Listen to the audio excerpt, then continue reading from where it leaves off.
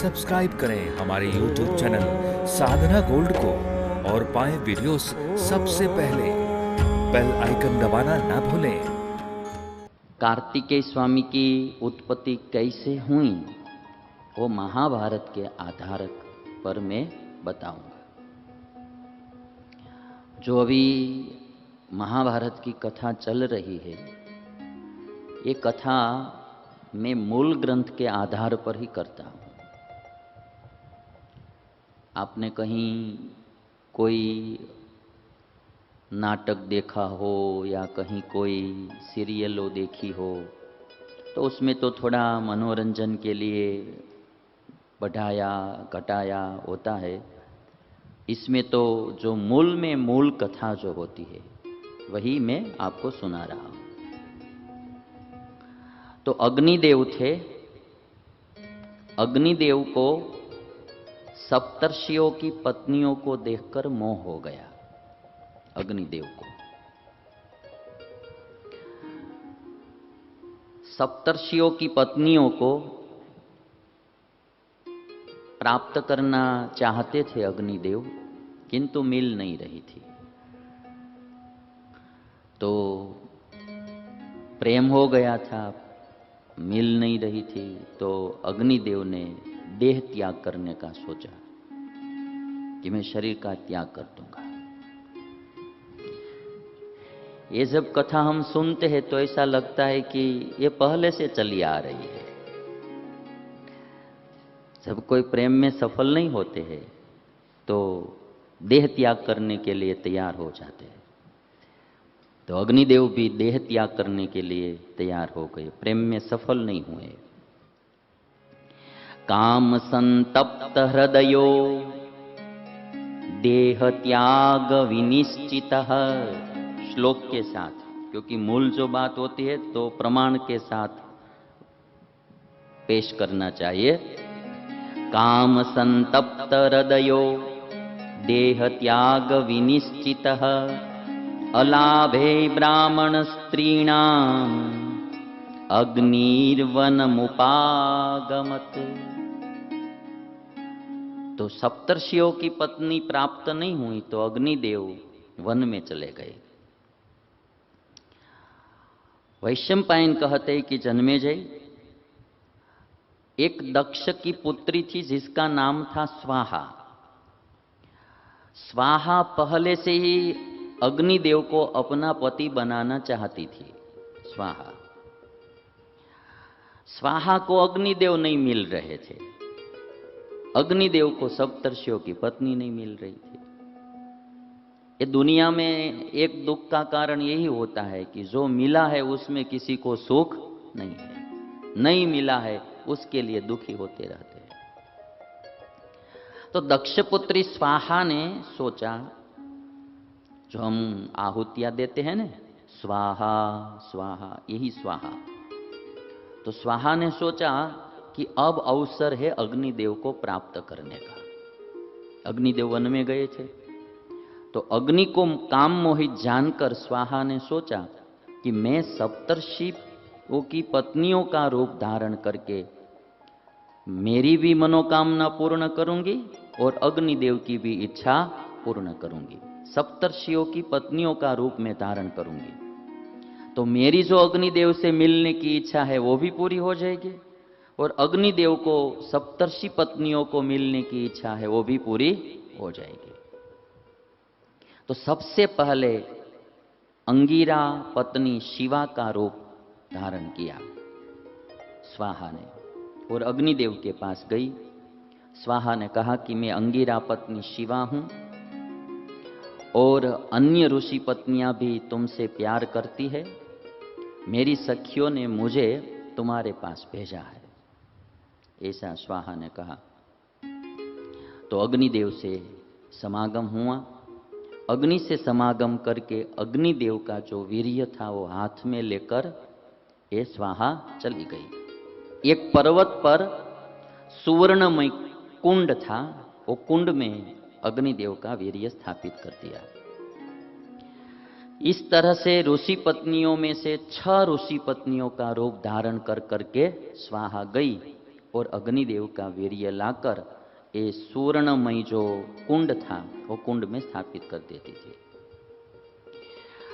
बाद में सातवीं जो सप्तर्षि पत्नियों में से सातवीं थी अरुंधति।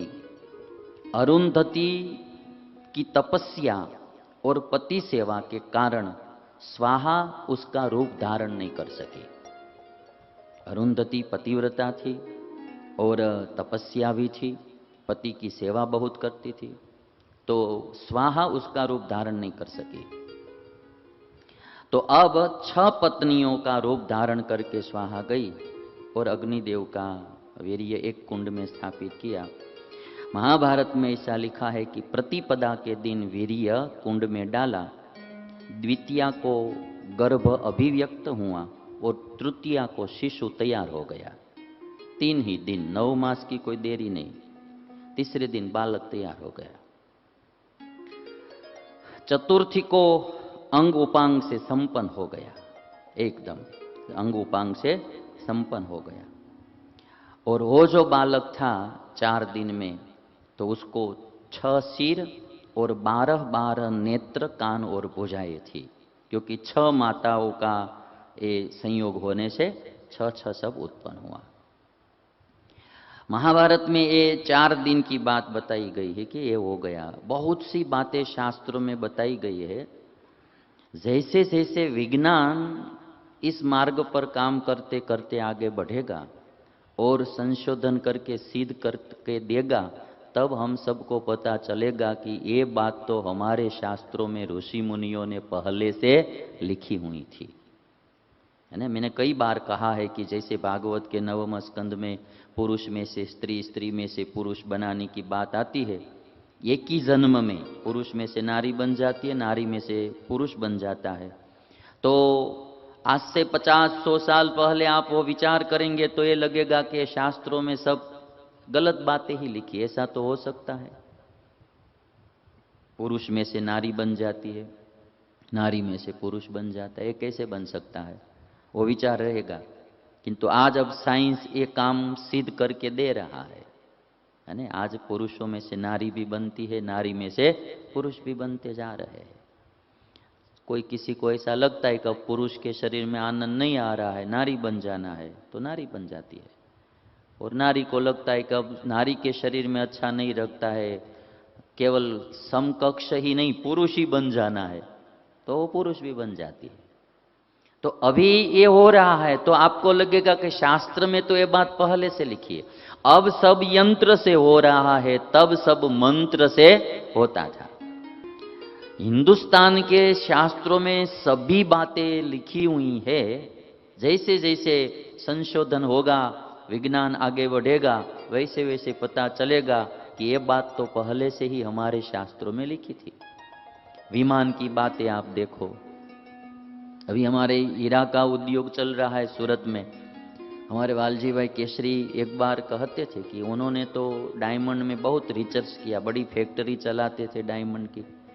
तो कहते थे कि मैंने बहुत रिसर्च डायमंड में किया था, किंतु जब मैंने एक बार एक पुराण पढ़ रहा था और उस पुराण में जो डायमंड की बातें लिखी गई थी, डायमंड के बारे में लिखा गया था, आज जितना मैंने संशोधन किया, रिसर्च किया था डायमंड में, वो सब बातें व्यास भगवान ने उसी समय लिखी हुई थी।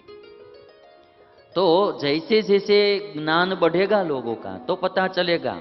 कभी कभी शास्त्र की बातें लोगों को रूपक के रूप में लिखी होती है, तो ऐसा पुराणों की बातें लगती है कि ये सब तो गलत है, ऐसा थोड़ा हो सकता है। किंतु उसका कथा का रूपक अलग होता है। जैसे कोई वक्ता होता है तो एक दृष्टांत देता है, कोई बात समझाने के लिए, कोई सिद्धांत समझाने के लिए दृष्टांत देते हैं। दृष्टांत सही नहीं होता है, किंतु दृष्टांत लोगों के समझ में आ जाए ऐसा होता है।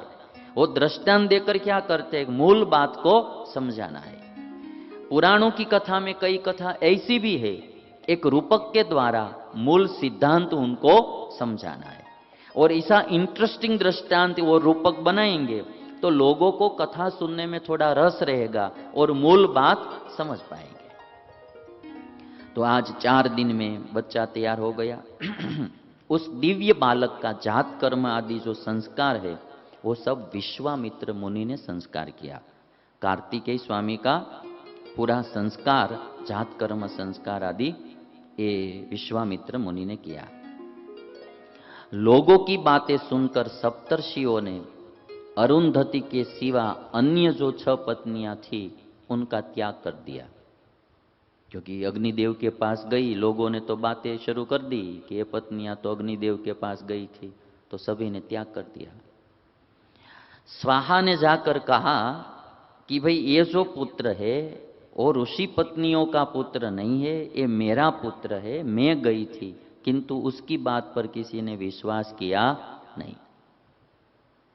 अब जो स्वाहा थी वो एक दिन कार्तिकेय जी के पास आई। उसका एक नाम स्कंद भी था, तो स्कंद के पास आई और कहती है कि तुम मेरे औरस पुत्र हो, मुझसे ही उत्पन्न हुए हो, मेरी मनोकामना पूर्ण करो। मैं बचपन से अग्निदेव को चाहती हूं, किंतु उनको इस बात का पता नहीं है, अग्निदेव को इस बात का पता नहीं है। मैं निरंतर उनके साथ रहना चाहती हूँ, अग्निदेव के साथ रहना चाहती हूँ, यह मेरी मनोकामना आप पूर्ण करो। तब कार्तिकेय ने कहा कि आज से देव कार्य होगा या पितृ कार्य होगा, कुछ भी आहुति अग्नि में देंगे वह स्वाहा बोलकर ही देंगे, इसलिए स्वाहा और अग्नि का संबंध सदैव बना रहेगा। वो स्कंद ने कहा कार्तिकेय स्वामी, कोई भी आहुति देंगे पितृ कर्म में या देव कर्म में, स्वाहा बोलकर ही आहुति दी जाएगी, इसलिए तुम्हारा और अग्निदेव का सदैव संबंध बना रहेगा।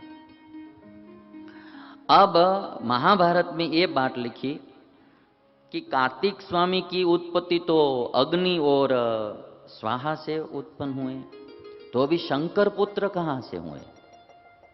पार्वती पुत्र शंकर पुत्र जो कहते हैं कार्तिक स्वामी को, गणेश के बड़े भाई, तो उनको ये शंकर पुत्र कैसे कहा जाता है?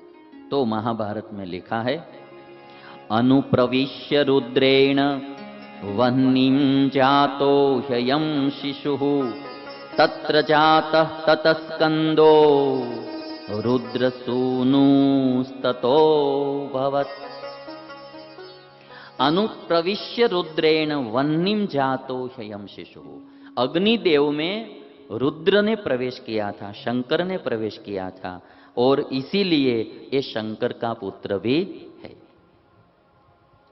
जैसे हनुमान जी को वायुपुत्र कहा जाता है, ऐसे तो अंजनी का पुत्र है, और अंजनी के पति थे केसरी, है ना, केसरी वानर, तो उसकी पत्नी का नाम अंजनी, तो अंजनी सुत कहा जाता है, आंजनी कहा जाता है हनुमान जी महाराज को।